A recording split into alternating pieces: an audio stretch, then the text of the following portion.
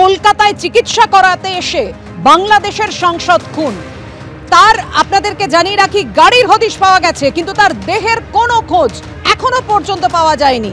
New টাউনের ফ্ল্যাটে রক্তের দাগ মিলেছে, কিন্তু খোঁজ নেই সাংসদের দেহের। সাংসদের ব্যবহার করা গাড়ির হদিশ মিলল কোথায় দেখো এখনো রহস্য। কলকাতায় চিকিৎসা করাতে এসে বাংলাদেশের সাংসদ খুন। নিউ টাউনের ফ্ল্যাটে রক্তের দাগ মিললেও এখনো খোঁজ পাওয়া যায়নি সাংসদের দেহের। সাংসদের ব্যবহার করা গাড়ির হদিশ মিলেছে, কিন্তু কোথায় দেখো এখনো রহস্য রয়েছে।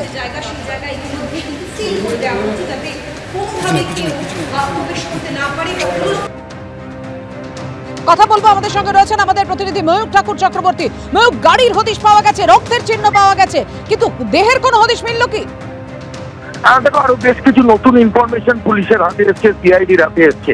যে কমপ্লেক্সের মধ্যে খুন করা হয়েছে বলে পুলিশ অফিসিয়ালসরা মনে করছেন, আর সেখানকার সিসিটিভি ফুটেজ খতিয়ে দেখে তদন্তকারীরা দেখছেন যে 14 তারিখ সকালবেলা, অর্থাৎ 13 তারিখ বরানগর থেকে ক্যাবে ওঠেন এবং ওঠার পর তিনি সোজা এই কমপ্লেক্সে আসেন। এমন ইনভেস্টিগেশন এমনটা উঠে আসে, দেখা যাচ্ছে 14 তারিখ সকাল 10টায় ওই কমপ্লেক্সের সিসিটিভি ফুটেজে দুজন ব্যক্তি বেরোচ্ছেন, তাদের হাতে দুটো ট্রলি ব্যাগ।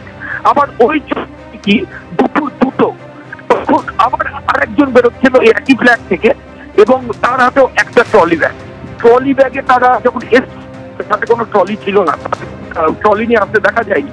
বেরোনোর সময় 3টে ট্রলি নিয়ে তারা সকাল 10টায় এবং দুপুর 2টোর সময় বেরিয়ে গেলেন। ট্রলিতে তারা কি নিয়ে গেলেন?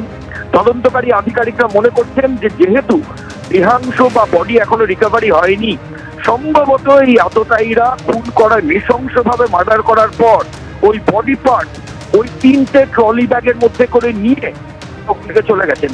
সিআইডি এবং ফরেনসিকের তদন্তকারী আধিকারিকরা আরো পাচ্ছেন যে ওই ফ্ল্যাটের যে ফ্লোর সেটা বারবার পরিষ্কার করা হয়েছে।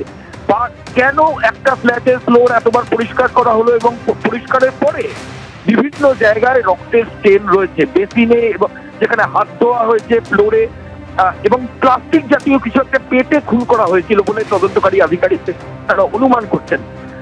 একজন তরুণীর হদিশ তদন্তকারীরা পাচ্ছেন, তার কি রোল আছে এই এন্টায়ার এপিসোডে সেটাও পুলিশ আধিকারিকরা খতিয়ে দেখছেন। এবং একটা অ্যাপ ক্যাব সেটা মাঝখানে আবার ওই ক্যাবটা ক্যান্সেল করে অন্য আবার একটা ক্যাব বুক করা হলো। কেন দুটো অ্যাপ ক্যাব? ট্রলিতে কি নিয়ে বেরোলেন এই আততায়ীরা যারা বাংলাদেশের মেট্রোপলিটন পুলিশের হাতে অ্যারেস্ট হয়েছেন? এগুলো কিন্তু সিআইডি তদন্তকারী আধিকারিকরা খতিয়ে দেখছেন। তবে তারা অনুমান করছেন যে ওই 3টে ট্রলি ব্যাগে এই এমপির যে দেহাংশ সেগুলো প্যাক করে আততায়ীরা কোথাও গিয়ে ডিসপোজ করেন। অর্থাৎ ট্রলি ব্যাগের মধ্যেই দেহ রয়েছে কিনা তা নিয়ে সন্দেহ যেমন বাড়ছে, এবং সেই সঙ্গে উদ্বেগ তৈরি হয়েছে যে এই ট্রলি ব্যাগে করে দেহ কোথাও পাচার করা হয়েছিল কিনা, ট্রলি ব্যাগের মধ্যেই দেহ রয়েছে কি, অবশ্যই সেদিকে আমাদের নজর থাকবে, তদন্তে কি উঠে আসে। কিন্তু যে বিষয় নিয়ে অবশ্যই সন্দেহ দানা বাঁধছে, এই ট্রলি ব্যাগের মধ্যেই দেহ রয়েছে কিনা। পুলিশের তরফ থেকে কি জানানো হয়েছে দেখুন। मिस्टर अनरुल अजीम जो कि बांग्लादेश से एमपी हैं, वो इंडिया में आए थे अपनी पर्सनल विजिट पे। उनका कोई इंटीमेशन यहाँ पे हम लोग के पास नहीं था, और इसमें हम लोग को 18 तारीख को पता चला कि 13 तारीख से उनके एक जान पहचान के मिस्टर गोपाल विश्वास हैं बारानगर के, उन्होंने एक मिसिंग डायरी कराई बारानगर में कि वो मिसिंग हैं, क्योंकि उनसे उनकी बेटी ने कांटेक्ट करने की कोशिश की थी, जिसके बेसिस पे बैरकपुर पुलिस कमिश्नरेट ने एक एसआईटी गठित की उनको खोजने के लिए, ट्रेस आउट करने के लिए। वो इंक्वायरी हमारी चली रही थी कि 20 तारीख को थ्रू एमईए हमारे पास एक इंटीमेशन आया मामले का इंक्वायरी देखने के लिए वेस्ट बंगाल गवर्नमेंट से, और उसके बाद 22 तारीख को आज हम लोग को एक इनपुट मिला कि उनका शायद मर्डर कर दिया गया है। तो हम लोग इन दी मीन टाइम लोकल पुलिस ने ट्रेस आउट किया है जो लोकेशन लास्ट यहाँ पे वो देखे थे फ्लैट में, और उसके बाद ये केस जो है सीआईडी ने लिया है इन्वेस्टिगेशन।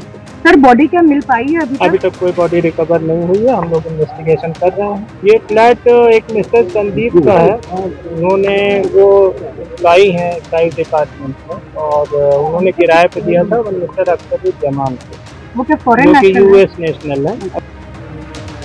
12ই মে বাংলাদেশের সাংসদ ভারতে আসেন এবং বরানগরে এক পরিচিতর বাড়িতে তিনি ওঠেন।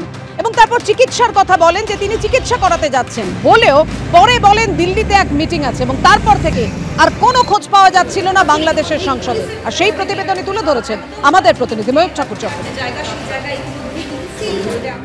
আমরা এই মুহূর্তে রয়েছি বড়নগরের মণ্ডলপাড়ায়, এবং আমার সামনে যে বাড়ি আমরা দেখাচ্ছি, বাড়ির দরজা সেটা বন্ধ অবস্থায় রয়েছে। বাইরে ফুল থেকে শুরু করে খবরের কাগজ সমস্ত কিছু রয়েছে। এটাই গোপাল বিশ্বাসের বাড়ি।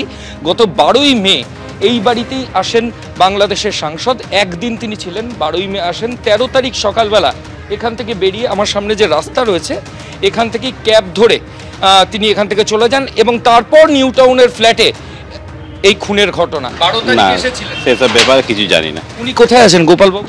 জানি না, এই মুহূর্তে যাই। লাস্ট কবে দেখেছেন? লাস্ট দেখুন, এখান দিয়ে যাতায়াত করে বেশিরভাগ। আমার ঠিক ফ্ল্যাটে তো কে কখন ঢুকছে কে বেরোচ্ছে ঠিক খেয়াল করেনি। সাংসদ কবে এসেছিলেন?